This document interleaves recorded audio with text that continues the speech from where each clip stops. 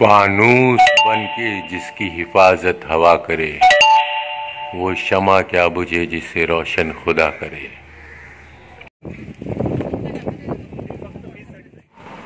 This is protest against school. Yes, parents. ये यालगार जो है वो एक आप देख सकते हैं कि इसमें जो भी चीज़ें हो रही हैं वो पेरेंट्स की जो आमदनी यानी कि बोलते हैं कि आमदनी चवन्नी और खर्चा रुपया, ये उल्वे नोड है, ना कि मरीन लाइंस या कि कफ परेड या कि कोलाबा।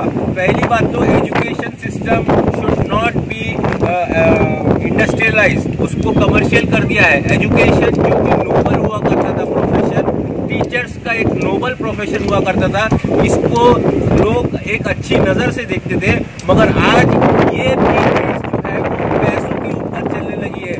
यानी कि क्या हो गया है कि दुनिया में सबसे बड़ा रुपया। आइए हम बात करते हैं कुछ ऐसे ही पेरेंट्स से, ऐसे ही बच्चों के उन माँ बाप से जो इस तकलीफ को झेल रहे हैं आज की तारीख में, जबकि इलेक्शन कोने पे खड़ा हुआ आवाज दे रहा है। तो किसका बात माने, सरकार की बात माने या उनकी बात माने जो इस देश का कल्याण भंग कर रहे हैं, बच्चों के भविष्य के साथ खिलवाड़ करके। स्टॉप होना चाहिए। आइए बात करते हैं उन पेरेंट्स से। हाँ मैडम, आपका नाम? रिजवाना है।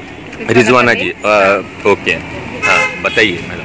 हाँ, ये जो रैडक्लिफ स्कूल है 2 साल पहले स्टार्ट हुई थी और यहाँ पे फाउंडेशन जब स्टार्ट हुआ था तो एडमिशन स्टार्ट कर दिए थे, जबकि रूल है कि कंस्ट्रक्शन स्कूल होने के बाद में आप बच्चों को पढ़ा सकते हैं। लेकिन अंडर कंस्ट्रक्शन यहाँ पे स्कूल में बच्चों को लिया गया और हमने एडमिशन कराया, तो उन्होंने बोला था कि स्मार्ट क्लास और कंप्यूटर लैपटॉप आपका इसमें सब मतलब जो इंफ्रास्ट्रक्चर में आप दे रहे हैं फैसिलिटी उन्होंने बताया हुआ था। तो हमने 50,000 रुपये 49,900 हमने पे किए। उन्होंने 2 साल बाद क्या बोल दिया कि अभी हम फीस बढ़ाने वाले हैं, जबकि एडमिशन के तौर पे हमने बताया हुआ था कि 5 साल तक हम फीस नहीं बढ़ाएंगे। लेकिन अभी 5 साल हुआ है, 2 साल हुआ है और हमने 50,000 करके 1 लाख कर दिया। ना स्मार्ट क्लास था, ना कंप्यूटर लैब था, मतलब दीवारें ठीक से खड़ी नहीं हुई थी, अपना बच्चा जाके स्कूल में पढ़ रहा था विदाउट एनी फैसिलिटी। अभी एकदम से उनका इंफ्रास्ट्रक्चर जब स्टार्ट हो गया है तो वो फी हाइक कर रहे हैं। तो हमने 4-5 महीनों से ये पेरेंट्स को एकजुट करके हमने बात की हुई है मैनेजमेंट से, तो उन्होंने फ़ी हाइक ना बढ़ाते हुए उन्होंने क्या किया, 49,900 वैसे ही रख के जो कंप्यूटर लैब और स्मार्ट क्लास का है 1,200 रुपये उन्होंने ऐड कर दिया, और जो एनुअल डे और गैदरिंग है, स्पोर्ट्स है, फील्ड ट्रिप्स है, वर्कशॉप्स है, उसका उन्होंने 1,800 ऐड कर दिया। लास्ट ईयर ये वाला एडिशनल नहीं था, ये 49,900 में ही कवर हो रहा था। तो ये जो हम लड़ाई जो पेरेंट्स का एक साथ है ये है कि वो फीस नहीं बढ़ाएं, जितना है उतना ही बढ़ाएं। अगर हम 2 साल आपका साथ दिए हैं तो आप हमें सामने से आप भी हमारी बात मानिए, अच्छी शिक्षा बच्चों को दें। तो ये 50 हज़ार कौन से क्लास के लिए है मैडम? क्या MBBS हो रहा है? वही तो बात है कि फर्स्ट स्टैंडर्ड से लेके 10th स्टैंडर्ड तक फीस स्ट्रक्चर इनका सेम है। फर्स्ट स्टैंडर्ड में बच्चों को सिर्फ 4 सब्जेक्ट्स हैं, हिंदी, मैथ्स, इंग्लिश, कंप्यूटर्स और हिंदी, मैथ्स, इंग्लिश, कंप्यूटर्स। ना SST है, ना मराठी है, ना कुछ एडिशनल सब्जेक्ट है। तो भी फर्स्ट स्टैंडर्ड का फ़ी आके 50,000 है, तो 10th स्टैंडर्ड का फ़ी भी 50,000 ही है। तो ये फ़ी स्ट्रक्चर जो है ना वो हमारे भी समझ में बराबर से नहीं आ रही है। तो ये मतलब कान ऐसे पकड़ने की जगह ऐसे पकड़ा जा रहा है। सही बात है। ठीक है, बोलिए। हमें स्कूल के लिए 6 महीने से सब पेरेंट्स इकट्ठा आ रहे हैं, क्योंकि हम पैसे जितना भर रहे हैं उतना बच्चों को मिल ही नहीं रहा कुछ ना। ट्यूशन स्कूल बोल रहे कि तुम इधर पैसे भरो और बाहर ट्यूशन लगा दो। तो आपका नाम क्या है मैडम? सुप्रिया। सुप्रिया जी, आपका बच्चा कौन से क्लास में है? 3rd क्लास में सर। 3rd क्लास में है, ओके। 3rd क्लास के लिए मैं 50,000 पे कर रही, लेकिन 50% बच्चों का दिमाग में कुछ है ही नहीं। तो साइंस मैथ का जो कुछ है, कंप्यूटर का बोल रहे थे 2 साल में उसने कंप्यूटर लिया, माउस पता नहीं बच्चों को माउस कौन सा है, CPU कौन सा है, मॉनिटर कौन सा है, कुछ पता नहीं। और अभी इस साल तो 1,200 रुपए ले रहे हैं IT का करके, तो फीस ले रहे हैं, फीस 15% हाइक कर रहे हैं, वापस नेक्स्ट डे उनका शेड्यूल चेंज कर रहे हैं बार-बार। यो लैब्स पे ये मैसेज डाल रहे हैं, आज एक मैसेज डाल रहे हैं, पेरेंट्स को वही काम है क्या, वही कुछ देखते हो लैब्स में। 5 मिनट में आप शेड्यूल चेंज कर देते हो। बारिश हो गई तो स्कूल 8:30 का रहेगा तो 8:20 को मैसेज आएगा स्कूल बंद करके बारिश आज। ऐसा शेड्यूल रहता है क्या किसी स्कूल का? CBSE रखो, कुछ भी रखो। जी जी। तो मैडम आपने बुक्स का रहता है, बुक्स स्कूल से ही ले लो, नोटबुक स्कूल से ही ले लो। बुक्स और नोटबुक यूनिफॉर्म सब स्कूल से क्यों लेंगे? नोटबुक हमें बाहर मिलता है, इधर समझो 50 रुपए का नोटबुक मिल रहा है, 60 रुपीज का रहेगा, और बाहर में 40 रुपीज का रहेगा। और इधर जो उलवा नोट में पेरेंट्स रह रहे, और मतलब इतना हाई प्रोफाइल तो पेरेंट्स नहीं है ना, जनरल पीपल है, मिडिल क्लास के लोग हैं सर। जी जी। मैडम सबसे मुद्दे पे आते हैं। मुद्दा ये है कि क्या आप लोग टीचरों को अच्छे से जानते हो? क्या सर, अच्छे से जानते अच्छा, हैं। उनके पास क्या क्वालिफिकेशन है? क्या वो B.Ed किए हुए हैं? अभी डिस्क्लोज नहीं किया प्रिंसिपल ने। क्या उनकी एजुकेशन में D.Ed, B.Ed या M.Ed लिखा हुआ है? प्रिंसिपल तो बोल रहे कि सब एजुकेटेड स्टाफ है। एजुकेशन स्टाफ नहीं मैडम, टीचर बनने के लिए कुछ पढ़ाई करनी पड़ती है। जैसे जर्नलिस्ट बनने के लिए हमको जर्नलिज्म का कोर्स करना पड़ता है। कोई भी इंसान आके ऐसे ही नहीं कुछ काम कर सकता है। तो अगर आप टीचर हैं एक बड़े स्कूल में, जिस स्कूल में 10th तक की पढ़ाई हो रही है, ना कि प्ले स्कूल है, तो उसमें एजुकेशन का मानना बहुत जरूरी है। क्या आपने पता किया है कि टीचरों की एजुकेशन क्या है? प्रिंसिपल होने के लिए मास्टर इन एजुकेशन होना बहुत जरूरी है। क्या वो M.Ed हैं प्रिंसिपल यहाँ की? एक क्वेश्चन तो प्रिंसिपल को किया था, बहुत बार किया था, बहुत पेरेंट्स ने किया था। वो बोले सब मतलब सब एजुकेटेड है। टीचर का जो लिया है, टीचर स्टाफ है, वो सब एजुकेटेड है, उनका डिग्री है। उनका डिग्री है और डिस्क्लोज किया नहीं है अभी तक। तो ये भी एक मुद्दा है कि whether the teachers are well qualified. एक सब्जेक्ट 3-4 महीने में सब्जेक्ट टीचर चेंज हो जाती है। एक मंथ के लिए तो छोड़ी जाती है टीचर। एक मंथ के लिए एक सब्जेक्ट कोई टीचर नहीं रहती।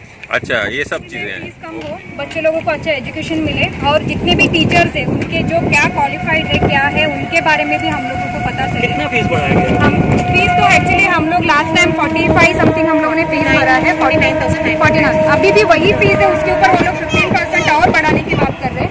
एक यूनिफॉर्म जो है 2,000 से लेके 3,000 तक चल रहे हैं इन लोगों का यूनिफॉर्म कॉस्ट है, जो बाहर हम लोग 560 या 600 रुपीज में हम लोग को यूनिफॉर्म मिलता है। और बुक्स भी हम लोग बाहर से नहीं ले सकते, इनसे ही लेना है हम लोगों को बुक्स। ये कंपलसरी हो चुका है। जो ठीक है, नोटबुक का भी इन लोगों का जो लोगो है जो उसके ऊपर हम लोगों को उनका ही टेक्स्ट बुक्स लेना है, ओके। लेकिन जब हम लोग कंपलसरी इन लोगों के लिए जो नोटबुक भी लेते हैं वो भी इन लोगों से ही लेना है। तो जो राइटिंग बुक भी लेना पड़ता है वो भी इनसे ही लेना है। और राइटिंग बुक में ऐसा होता है, आधा इन लोगों ने स्टडी अभी फर्स्ट जो जैसे चैप्टर 1 है, चैप्टर 2 है, 3 है, हाँ जैसे हो जाता है, जैसे फर्स्ट बुक कंप्लीट हो जाता है या सेकंड बुक कंप्लीट होता है, उसमें तो आधा ही बुक जो बच्चे क्या लिखते हैं फर्स्ट स्टैंडर्ड में, सेकंड स्टैंडर्ड के बच्चे लोगों का कितना रहता है? 200 पेजेस इन लोग का कंपलसरी है।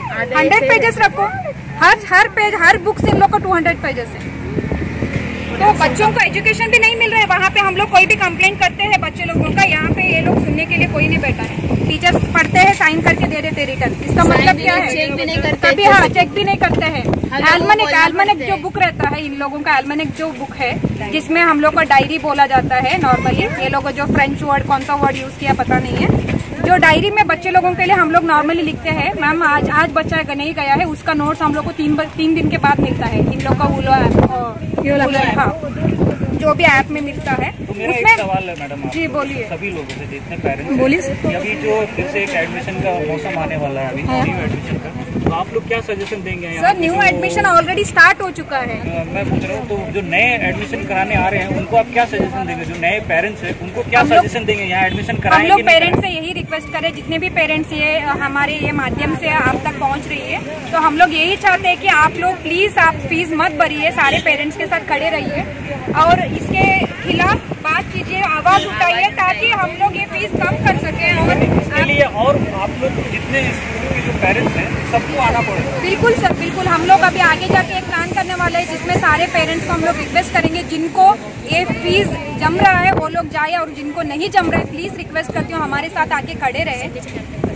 सिग्नेचर कैंपेन आज चालू है। जो भी पेरेंट्स को लगता है जहाँ पे फीस बढ़ रही है, बुक्स की भी जो अमाउंट है वो बढ़ रही है, प्लीज आके यहाँ पे ऑपोजिट साइड पे चल रहा है जहाँ पे टेंट डाल के कुछ पेरेंट्स लोग बैठे हैं। प्लीज आप लोग भी अपना टाइम निकालिए, आइए अपने बच्चों के लिए। हम लोग अपने लिए लड़ रहे हैं, अपने बच्चों के लिए लड़ रहे हैं। आज ये लोगों ने 50,000 किया है, हो सकता है नेक्स्ट ईयर इन लोग 70,000 करे, 80,000 करे।